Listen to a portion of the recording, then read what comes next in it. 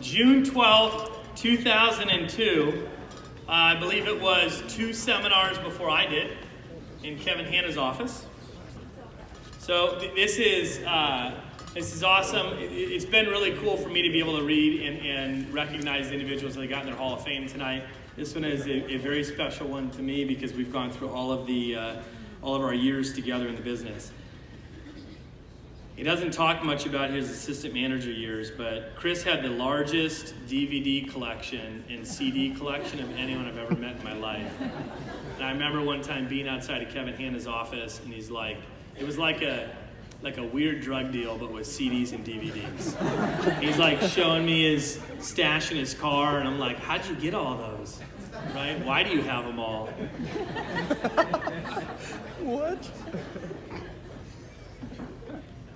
I didn't like Chris at first.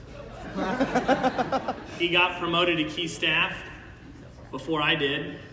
I'm really competitive. I didn't know him well.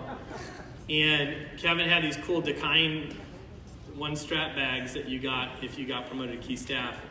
And Chris got the last one. So I wrote him off. I said, I don't want to know that guy. And then the next year we were assistant managers together. We got to know each other. We spent a lot of time together. And then we worked again together. And then he was promoted to district manager in 2005. That year he finished in the top 3 in the region as a new district manager in Appleton, Wisconsin. In 2006, he was the top finish in the Rising Star category. This was something that I admired him for when he opened. He saved $70,000 after his first 18 months of running an office. Right? When we're in the college student debt crisis, it's pretty cool when somebody's able to graduate from college and in 18 months be able to save $70,000. He qualified for Inner Circle 10 times. He's qualified for Academy of Champions 5 times. He's hit 12 January trips, 13 national trips, and 3 times President's Club. He's developed, and this is a testament to him as an individual and how he connects with people and serves people first. He's developed 25 branch managers and 7 district managers. He's had growth of over 20% every year over the prior years since returning in 2015. He's given 2 SLC messages, which is a big deal in vector marketing. He's broken the all-time Wisconsin record of $1.143 million this last year in 2018. He holds the district record for sales in the month of August for the region. He finished number 4 in 2018 of all district managers in the company. 4 times he's been in the top 10 of all district managers in the company. He graduated in 2004 from the University of Wisconsin-Oshkosh with a degree in marketing. And his most proud moment is a 3-time 3-on-3 national champion, world champion of vector marketing this basketball tournament. A lot of people show up for it though. 12 teams 1 year. Hobbies include playing basketball, reading, learning, traveling, knocking dreams off his dreams list, Bucks home games. I think he owns half the season tickets for the Bucks new arena. Going to personal development seminars, looking for ways to do things differently, being guided by grace, drinking Jameson, and playing blackjack. Not many people love the moments as much as Chris Naku, and that's something that I admire about Chris. He is always in the moment. He's always, how do we make this moment more great than what it is right now? He's not thinking ahead. He's right there where he should be at all times. We grew up in the business together, from Frosted Tips, which you'll see a picture here in a second of. If you don't know what that is, you'll see in a moment. They were in, just so you know. Yeah, they were. You were too young. To traveling the world together. It's pretty cool when you're in a business and you start to form friendships with individuals and your time spent with those people is traveling the world. I've probably spent as many days with Chris, who's one of my best friends to this point in my life, traveling the world together than we have, just hanging out. And that's what makes it so unique to be a part of this business. I was actually one of the individuals that told Chris he should leave Vector. In 2013, 2012, 2014, he wasn't as focused and he wasn't getting what he needed here. And I remember having numerous conversations where I was like, hey, look, dude, I think it's time that you leave. I think it's time. And it wasn't that I didn't want my partner in crime to be here. It was that Chris was looking for something that he wasn't finding at that moment. He left, he did some other things, and then he still wasn't fulfilled. And I was like, this is my time. to strike, to get Chris Naku back. So he said, all right, I'll come and check out what you got going on in North Star. So he came and visited during SC2 in 2014, is that right? 2014, and he just hung out. He watched us during SC2, he watched Alliance meetings, he just was back in the business with a fresh outlook and a different perspective of experiencing other businesses. And what Brooklyn remembers most about that is our wedding shower was actually that next weekend in Omaha. And we were like, why don't you just, what do you got going on? He's like, I don't know. We're like, get in the car. He's like, all right. So he drove to Omaha. He was at our wedding shower. He was in our wedding as well. And Chris is just one of those guys that goes with the moments. He came back to Vector with a purpose. He came back to Vector with different experience. He came back to Vector just a different person that was on fire, and it has shown. He's grown every single year. This last year was, nobody was surprised by what he did this last year, winning his first Rolex, first of 2 Rolexes that he will get at some point within Vector. And I couldn't be more excited about building the Central Region and Vector marketing with a guy like Chris Naku. Congratulations on this amazing achievement, Chris.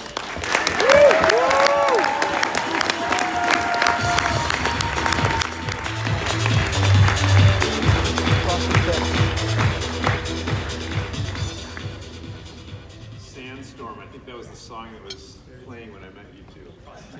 Probably. Frosted tips were never in. Always. I actually referenced that in my letter here. Dear Christopher. Chris and I call each other by our full names. Christopher. Congratulations on your induction into the Cutco Hall of Fame. You've come a long way from that spiky-haired, frosted-tip, no facial-haired, wait, I do recall some peach fuzz under your bottom lip in a smash-mouth, all-star kind of way. Young man. That was in parentheses. From our first interaction with you and your Vector counterpart, Dane, on the dance floor in Niagara Falls, where I think a sandstorm was actually going on, to our most recent visit to Vegas, President's Banquet, you've become much like a taller little brother to me. He is taller than me. I always look forward to spending time with you. Some of my favorite Vector memories are with you. Coincidentally, we have so many photos together that you show up as one of my top 10 people on the photo app on my iPhone. It's my parents, Donna, my kids, and Chris's number 5. You're always up for an adventure, except skiing. Gotta work on that. Think about our travels in Munich, meeting our buddy Marcus Mueller, to driving an M4 on the Autobahn, to getting a magnum of wine when our good friend and buddy Josh Dix was on his way to the ER. We were thinking of you, Josh, in that moment. Golfing in the freezing rain, most recently on our Vegas trip. I appreciate how aligned we are in our vision for how Vector positively impacts our society. I think about our walk, just hanging out in the rain. Sounds like it was romantic, but it wasn't. We were hanging out in the rain, talking about the impact that we have on people at the recent Gateway Conference of Champions. I admire how willing you are to grow in almost every conversation we have. I was inspired to start some new family traditions when you shared about how the Naku family has some new family traditions that you recently introduced to your family. You definitely make me think differently. I appreciate your love of the finer things in life, from your attire to travel to fine drinking and dining. I think highly of your desire to help others, and in particular our nation's youth, and to teach others to learn to be their more authentic self. I see you as a guy who has vision for himself and how he sees the world, and lets his actions speak for themselves, and treats people with respect and kindness all along the way. Your efforts have clearly made a tremendously positive impact on a myriad of representatives, assistant managers, branch managers, your peer DM group, DVMs, and even this RM. I want to thank you for being you, You're awesome. I love you. Thank you for your effort, your confidence, your support in building what will be the greatest chapter in our region and company history. I look forward to building our company together while having a blast doing so. Dream on.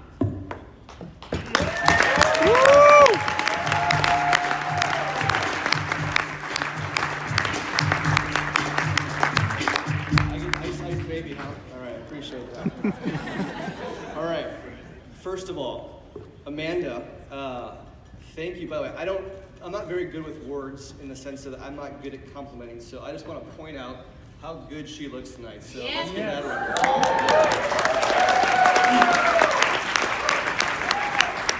So just thank you for supporting me for the last 10 months. I'm not totally sure how much details I actually gave you about this weekend, and you showed up well, and don't listen to most people, they're probably mostly lies. Kevin Hanna, thank you so much for being here. I really do appreciate that, and thank you so much for those years ago, seeing the potential in me, spending the time to guide me without judgment of my tips and all. And thank you for suggesting I look into this as a career. You have a pretty good track record, three Hall of Fame managers now, so thank you, Kevin. Nicole Crispin, thank you for wearing those striped pants the day you interviewed me, locked me up for showing for training. I do appreciate that. That was nice of you. Mr. Greg Strine, thank you for allowing all those countless development handoffs over the years where I just got them there and you took care of the rest. You made me look very good, and I appreciate that. Thank you for always giving me the energy to come when I came up with new ideas to support them and roll with them, like the survey program. Thank you for also setting the tone for the region trips for the last 12 years by one simple move of taking the hat and flipping it backwards. Yeah. Thank you to Dave Duran. For a time I was convinced he was Maximus Decimus Meridius. And when he told me I could do something, I was convinced I could be a DM. Thank you for investing your time in me as a DM. That's not a normal function as an RM. He spent an obnoxious amount of time with me, and I appreciate that still. Justin Donald, thank you for accepting me into the cool kids circle when I was only the DM in Wisconsin and all by myself. Thank you for being a great friend along the way. Besides that one time I wanted to kick you into a bush. Phil, thank you for always busting my chops when it came to sports and teams and Packers. He was the only person I texted when that kick was missed a couple weeks ago.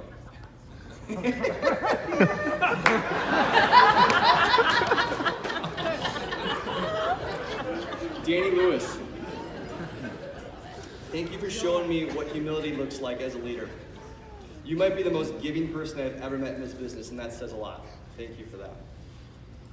Thank you, my fellow DMs. Bobby, thank you for always greeting me with a friendly, smiley face. Nick, your inquisitive looks when I tell you I'm not quite on the program, and our help for a conversation earlier this year. Connor, thank you for looking at me with no reaction. That might be the craziest person in the room on most occasions. Nate Johnson, thank you for helping us lead to the back-to-back national championships on the 3-on-3 tournament. International. By the way, we're coming back for the third championship this year. Coming back. Grant Seabass. When I want to go to a philosophical rant about some crazy new idea, your enthusiasm always makes me feel validated. Your bigger picture thinking is inspiring, wherever you are. Darren, I feel like you have my back in any situation. Your loyalty is something I really appreciate, and I'm so honored that I've earned that wherever you are again. Alex, thank you for always making a point to connect with me anytime you're in Milwaukee. I know you had your doubts about me when we first met, but thank you for regularly checking on with me on a weekly basis on our calls, FaceTime calls, and so on and so forth. To Buddy, Jason, and Carly, thank you for beating me. I'm a competitive person, and I like losing to the three of you the least. Jason, thank you for making me work so hard in conversation to get something other than a, interesting out of you. To my BMs for the last few years, of Selena, Eliza, and Libby, thank you for the trust and the process and the effort you put forward. To my CSPs, Nick Snyder, Nick Santiago, Lance Douglas, Kevin Marr, and Ruth, you guys have made my life significantly easier and so much better for the most part. I rarely see your presence, but I always see it's felt often. often in the office, so thank you for that. To Marissa, Nathan, Adam, Andrew, and Eli, thank you for making the last 12 months the best and most enjoyable 12 months of my life. It's so exciting to see what we're building and all the futures inside and outside the business with you guys, so thank you for that. Thank you to the central staff, Jen, Ann, and Cindy. I learned a long time ago to never get on their bad side. And through the years, about 50% of the time, they call me by the right name. Often me and Dane get mixed up. We have a fun story, but that's neither here nor there. Cindy, I appreciate you and enjoy that you've tried to get me on The Bachelor for the last 5 years. But Josh Dix, thank you for always giving me more credit than I deserve. Thank you for always making me look good. Thank you for forcing me into more profanity-laced conversations that I've had with any person on the face of this earth. Thank you for being my little brother. Mike, thank you for making that call that brought me ultimately back to the business. Thank you for being demanding. Thank you for never letting me get off easy, for seeing the potential in me.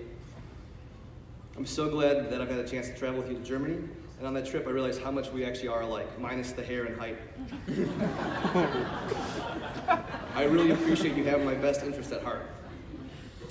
Kyle, thank you for being an amazing friend for the last 13 years. Thank you for being a phenomenal roommate on the occasions that's happened. Thank you for the memories of the trips there's not a memory that I can't think that you're not part of.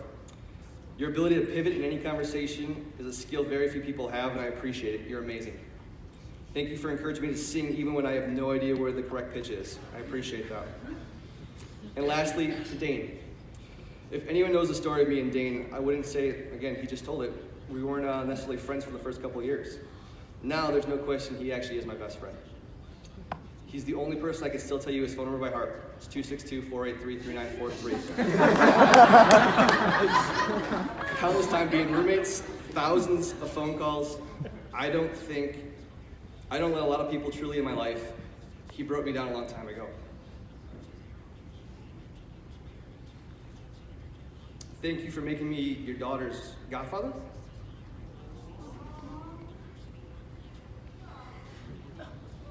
Thank you for consistently being the example of having what clear vision looks like, and thank you for always believing in me.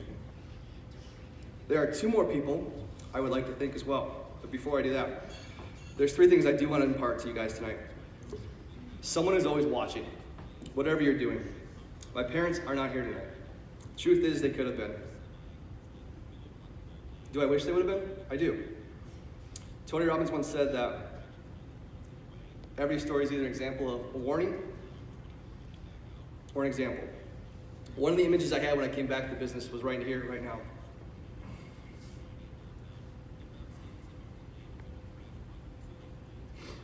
Of being able to finally have leverage on my dad to make changes in his life. I didn't know it then, but I know it now. He stopped dreaming a long time ago. So how could I ever blame a person that hasn't dreamed for themselves for a long time? I know he's not here because he doesn't want to be. I know he's not here because he just doesn't see it. We're all leaders at everything we do. We influence people all around us, whether to conform or step up. If he was everything I wanted to be as a father, I wouldn't be the person I am today. Rolling Stones once said, you don't always get what you want, you get what you need. And he's exactly the person I want. And let's just make this clear, I love my parents. They gave me everything they could and then some. But I can't expect someone that doesn't have the capacity to love himself to love, not love, but just support and be and dream. My second point, only you get to decide what that means. My parents get to choose how they live their life and how they want to live. Or at least what they're willing to settle for and how they want to live their life. Has that shaped my life? 100% yes, it has. I refuse to allow my life to be mediocre or average. Again, every story is an example or a warning. Life doesn't happen to you, it happens for you. You get to determine what that means. So I determined that, hey, my parents do love me, they're not here, and that doesn't matter because they've done everything they possibly could to get me to this moment right now. And I love them for that. I run away from things that make me feel average, and that is my deepest fear of not living up to my potential, and I know that now. The best way to influence my family is not by giving a message, but by living, being an example of what life really has to offer. The third thing I want to impart is really simple. You can either choose habit or you can choose intentional action. There are at least two voices consistently going on in my head. One pulls me back to the mean, one pushes me to a higher purpose. Often I find myself doing things out of habit and not intention. They are both available at any time. I choose to live by grace. In the last year, I've tried to follow that voice, the idea that comes out of nowhere, that just suddenly appears. Often in my past, I've talked myself out of it saying, that's crazy. This year, I followed it more consistent than ever before. This is the voice that reminds me and guides me of what life is intended for and what my purpose is. And I believe my purpose is to remind people and live people and be the example of what life could be about. I'm so honored to get the opportunity daily to share these ideas with people, young people especially. They all have their own stories coming from different backgrounds. As much as we've sold as a manager, that honestly doesn't matter. The real reward, the real standard is this, is watching the reps that I've worked with before in the past, I'm currently working with now, and people I've yet to meet, and the difference they're gonna make in the world someday. Since we only get one shot at this, you might as well take your authentic swing at it. The world needs you to be. And since I only get one Hall of Fame speech, I wanna take my shot at, step up and say what I had been guided to say. Thank you, Vector.